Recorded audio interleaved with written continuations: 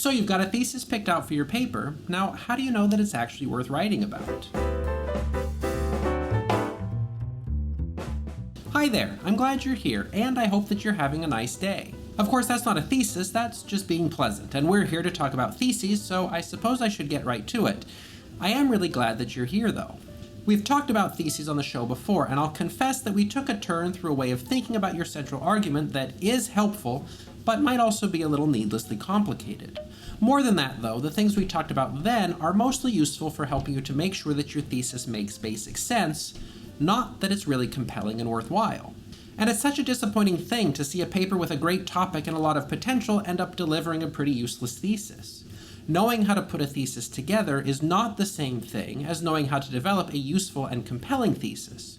Those are two different skills, and the second one is what I want to talk about today. So we may revisit some of the ideas that we talked about long ago when we addressed theses before, but we're doing it with a different purpose. Today, we're discussing 3 guiding principles that can help you to make sure that your argument is actually worth making.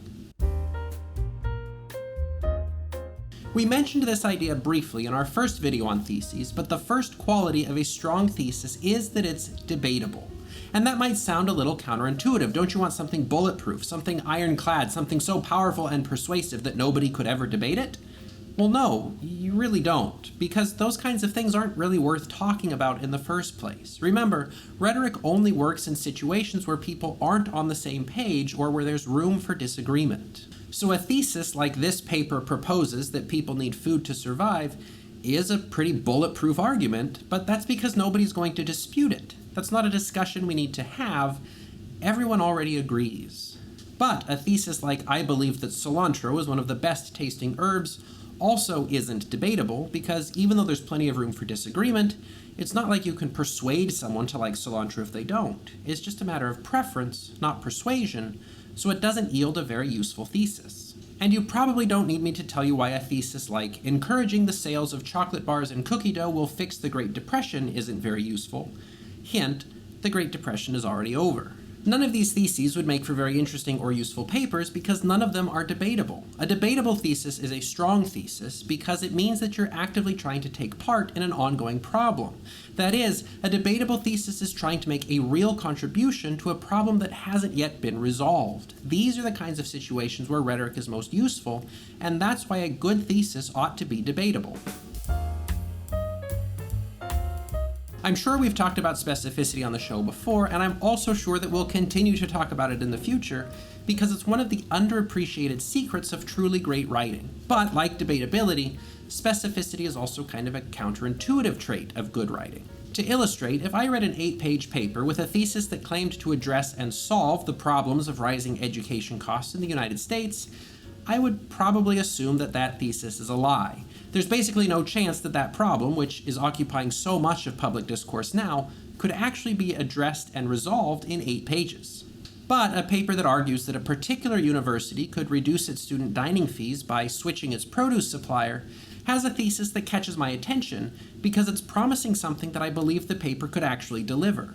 And that's the power of specificity. You can work with something specific in a way that you just can't work with something that's enormous and broad. And I think most people feel like they can't write about specific things because it won't make a big enough difference. People want to solve the world's problems, not just one problem at their school, but there isn't a semester long enough to give you the time you would need to actually address one of those large national or global problems. And if researchers and government agencies haven't resolved those issues in multiple reports with hundreds of pages each, then it's not really likely that an 8-page research paper will do the trick either.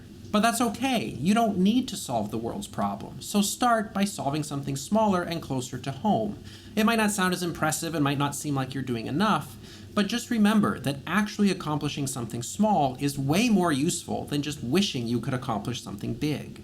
And besides that, papers with big sweeping theses all tend to sound pretty much the same. It's hard to make an original argument about something as broad and abstract as climate change because you're just talking about ideas.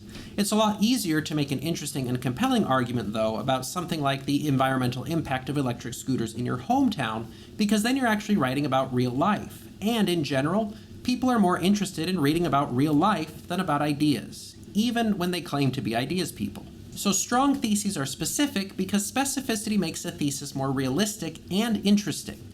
When a thesis is specific, I'm more willing to believe that the paper will keep the promises that it makes and that it will say something interesting and relevant. One of the greatest melodramatic disappointments that I experience as a teacher of writing is when I meet with a student and ask them to tell me about their argument, and they do, and say that the purpose of their paper is to raise awareness.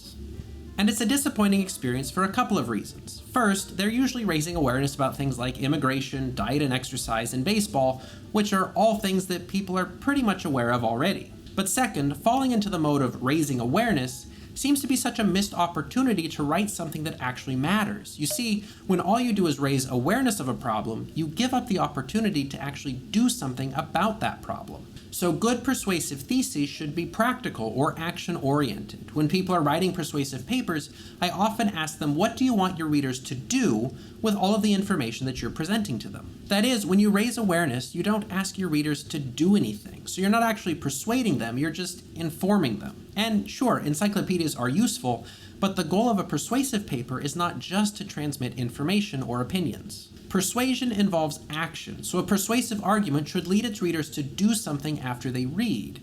Just stating your opinion on a topic is not persuasion, and besides that, people generally don't care about other people's opinions. Persuasion involves action, so a persuasive argument should lead its readers to do something after they read.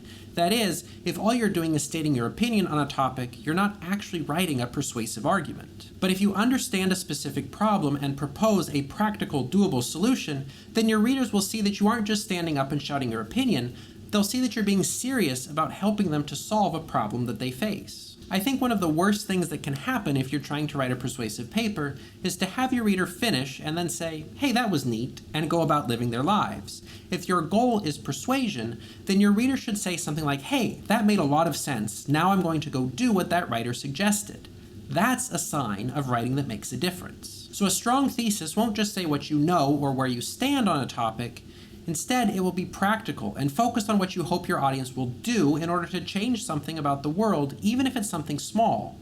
Because if all your audience needs to do is be aware, then they really don't need to do anything at all.